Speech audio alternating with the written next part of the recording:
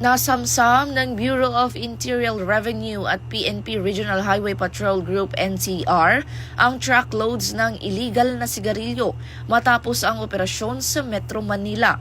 Umabot sa mahigit 600,000 packs ng sigarilyo ang nakumpiska, nalulan ng hindi bababa sa 3 truck.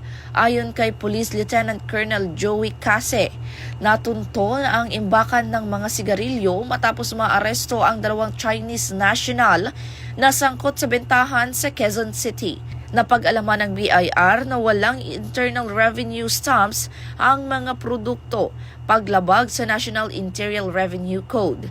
Tinatayang aabot sa 516 milyong peso excise tax deficiency kasama ang penalties at surcharges ang mga nawawala sa gobyerno dahil sa illegal na kalakalan.